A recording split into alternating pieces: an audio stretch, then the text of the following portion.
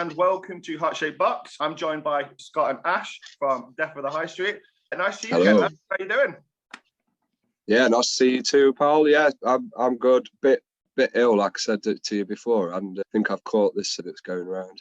So I'm isolated in my house at the minute. Yeah, when we did the podcast, the two of you were together when we spoke, but obviously Ash is staying well clear of you at the moment. Definitely. Definitely. Yeah, he doesn't want the germs. No, I'm okay at the minute, so I don't want to go anywhere near him. I think what we've learned from COVID is as soon as anyone says they're ill, we go, yeah, we're not going near you, or we'll just go.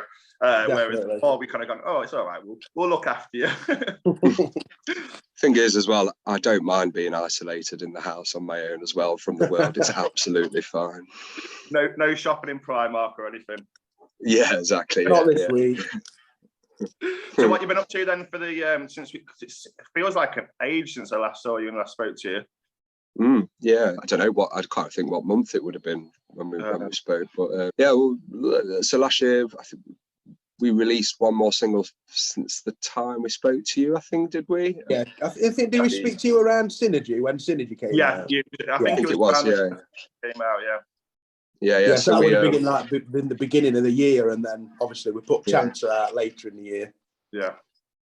So we put Chancer out through. We were lucky to get like another record label sort of interested in putting a track out. So we worked with them toward like the last 6 months of the year to get a track out, which was good. You know, it was a good experience. Another sort of badge to wear, badge of honor. Record label you're working with now?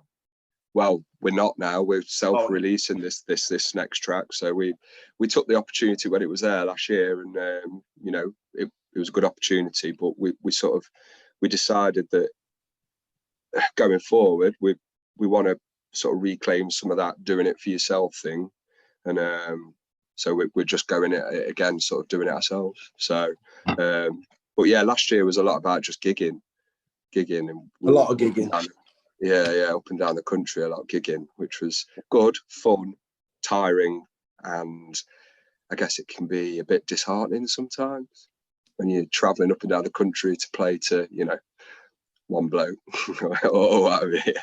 Oh, it was the one bloke really enjoyed it. So yeah, the one bloke really enjoyed it. Yeah, but no, it was good. So it was a good year for us, you know, as a band. I think it kind of carried on ticking over nicely. There's more likes on the social media. We've got more content generated. We've got more gigs.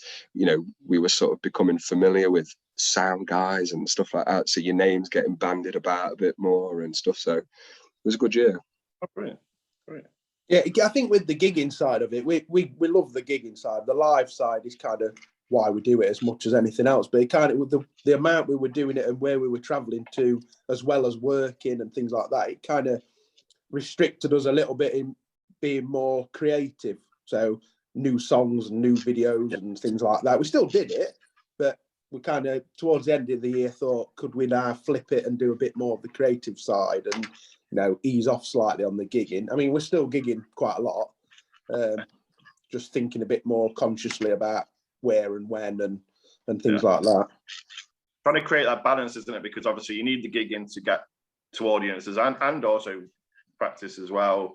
But you also need to have that time where you're getting new material out. I think the game's changing though, isn't it? I mean, the game's changed ages ago. Everything's changed. But I think as the dream, rock and roll dream of traveling up and down the country and getting a name for yourself and stuff, it's not really achievable anymore. So, you know, it's okay for your socials for it to look like, oh, they're in Manchester today, oh, they're in, you know, wherever tomorrow, and oh, they're up and down here, they're everywhere. But the reality of that is no one at the venue cares. You know, they're not bothered, they're not paying the bands, they're just getting as many free local bands or anybody that's willing to travel to them for nothing.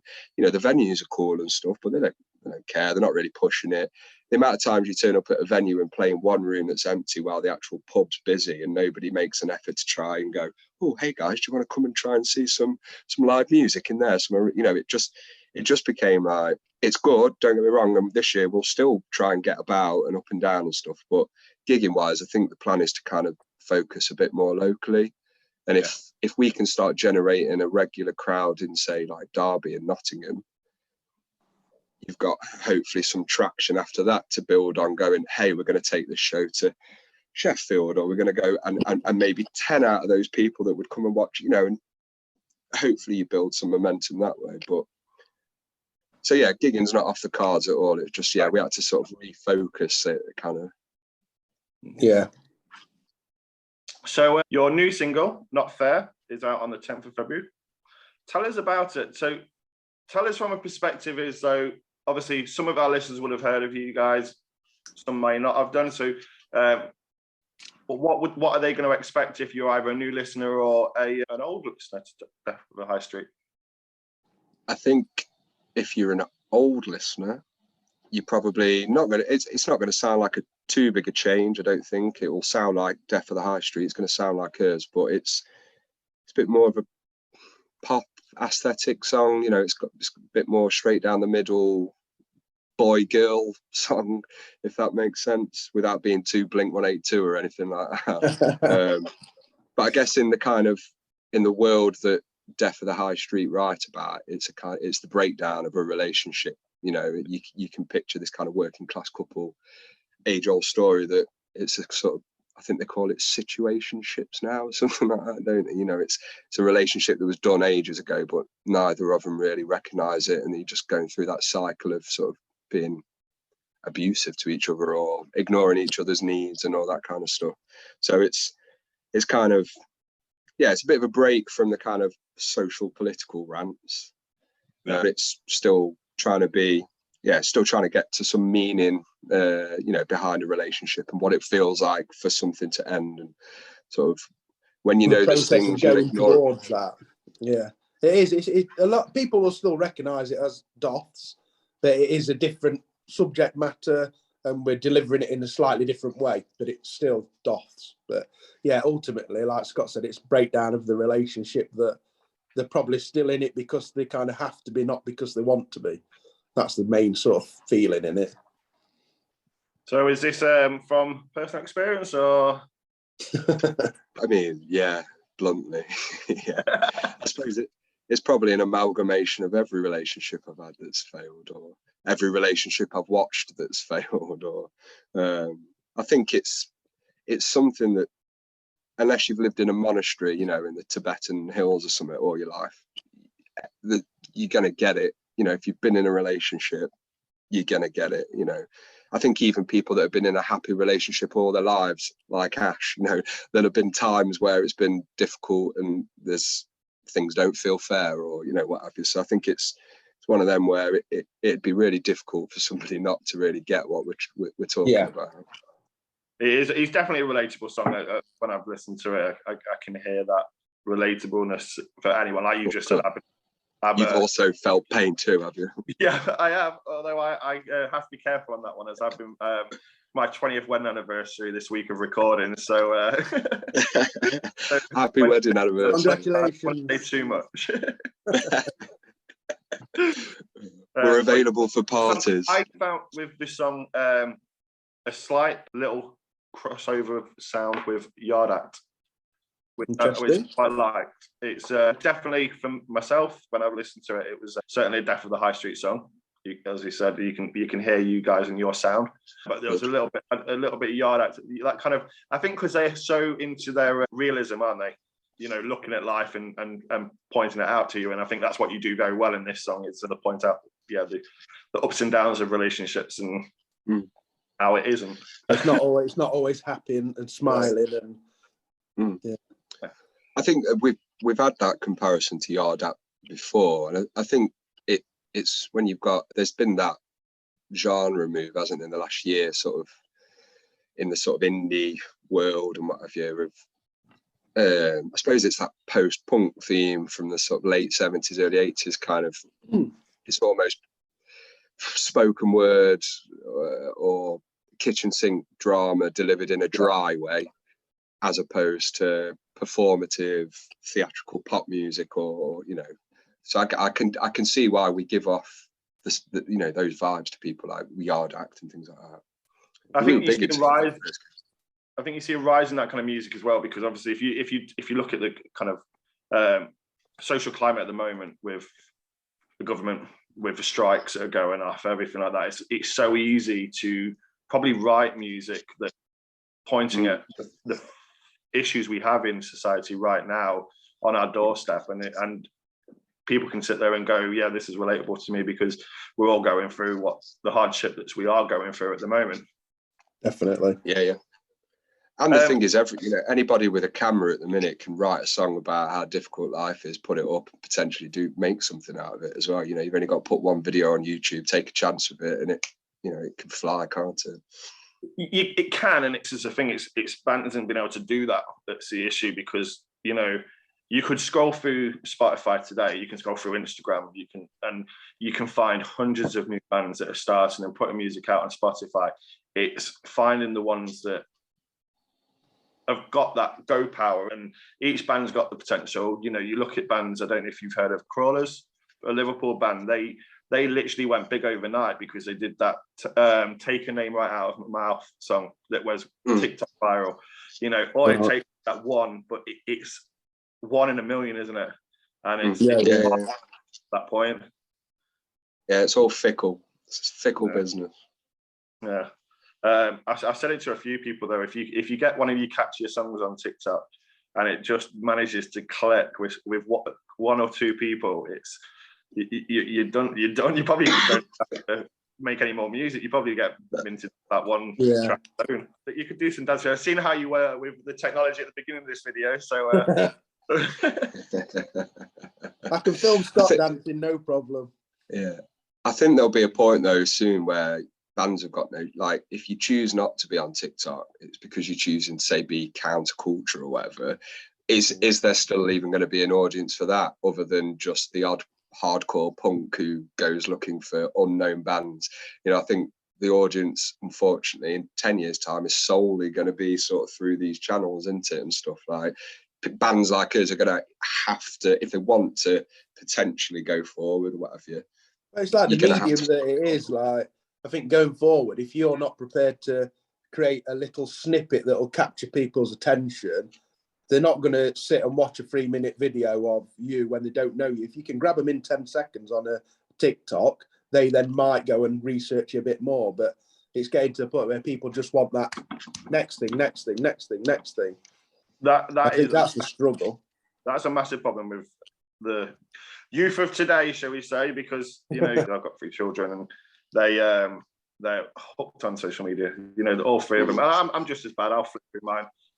But yeah, it's we all want sound bites, we all want snippets, don't we? Because that's how our busy lives are. We're working 40+ hours a week. We're doing other stuff on the side of it, and it's a busy life. So we don't have that time to sit down and take in everything. So snippets are the things, unfortunately, of the future, and it's a shame. But it's about what you do in those 30 seconds, though, isn't it? You can still put your message across in that little time frame. It's about doing it in the right way, I suppose. Yeah, and if you're drawing them back to something that's more substantial with more, meaning and weight to it, into a 10-second flashy clip on TikTok to draw you to the YouTube that's got the actual full video or the whatever. Like, but it comes back to kind of like how we compare it to stuff when we were growing up, and like for me, I remember this time when every single music video had almost naked women in, because sex sells.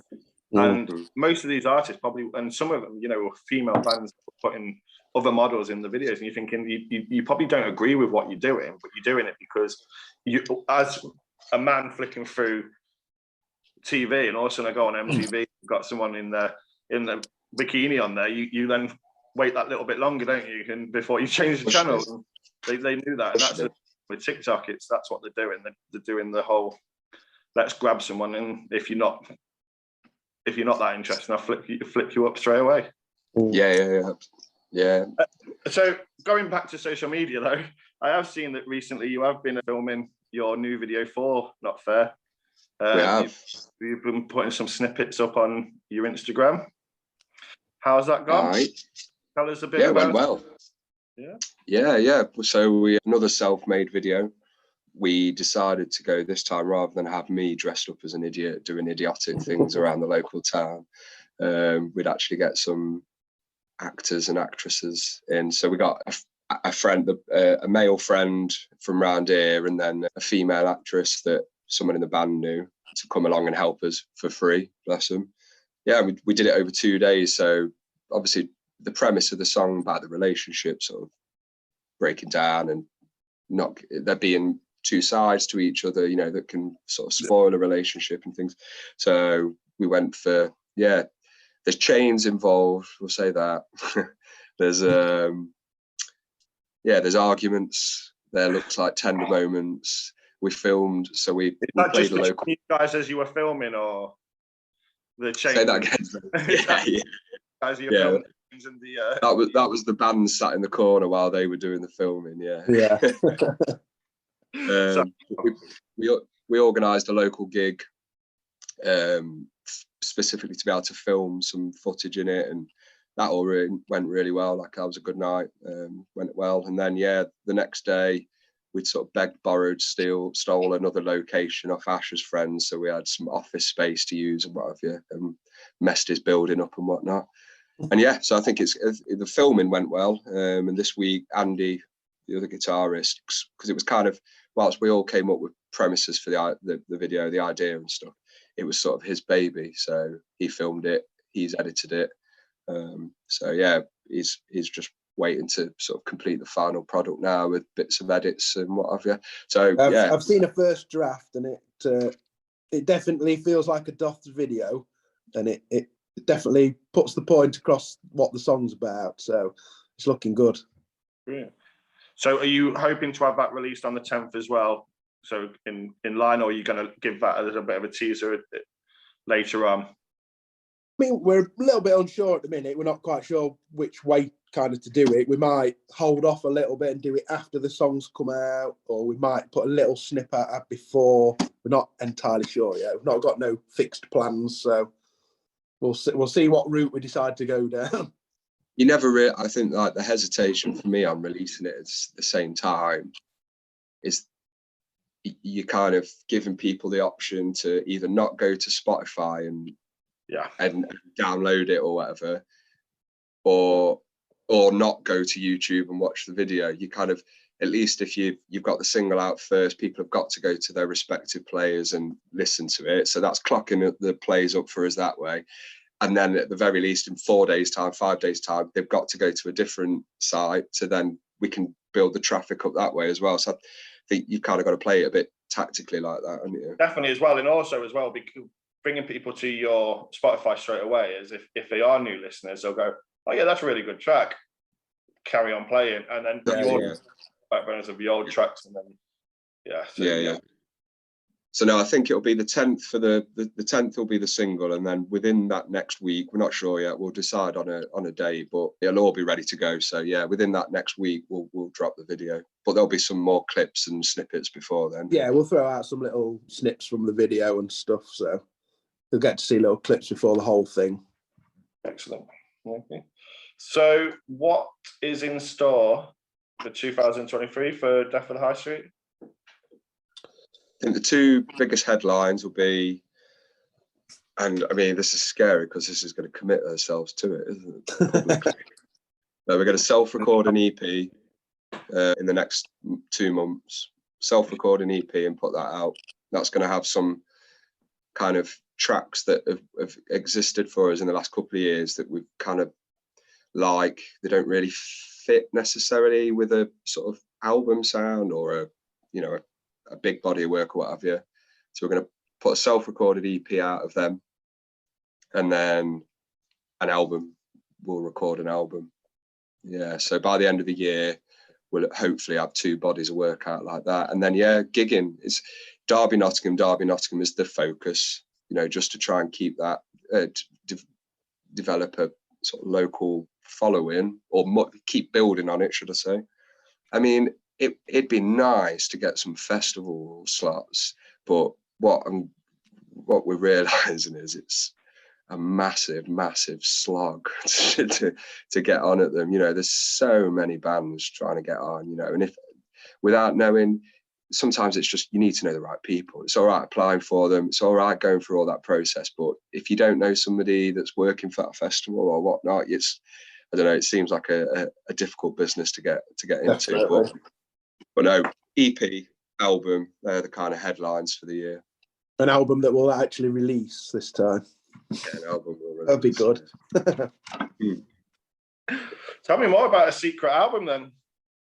Well, we record. It's the one we recorded like 2 or 3 years ago, and kind of decided not to do anything with it in the end. Obviously, we've put it out on our YouTube channel, just for people to check out.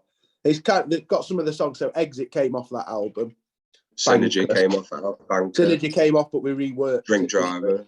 Drink Driver. So there's about, I think there's about 6 that we didn't really do anything with. 6 tracks. I think like what it was like. We decided we didn't. Some of those tracks weren't strong enough to be out as a body of work, wasn't it? And because we'd already released Exit, because Alan McGee had wanted to release it, it was kind of weird to then go back and sort of put this hodgepodge album out. Like we just kind of rolled with the singles, didn't we, off it? Yeah. But yeah, so this time we'll actually release a whole album. Anyway, look forward to it. If it's anything like any of your previous tracks, it's going to be a good listen. Cheers. So, Not Fair, out 10th of February 2023. Make sure you go in, save the link as soon as you can, and stream it as soon as you can as well. Thank you for joining us, and enjoy the rest of your evening. I hope you feel better, Scott. Cheers, pal. Thank you. Thanks for having us, man. It's always good to speak to you. Thanks for the support.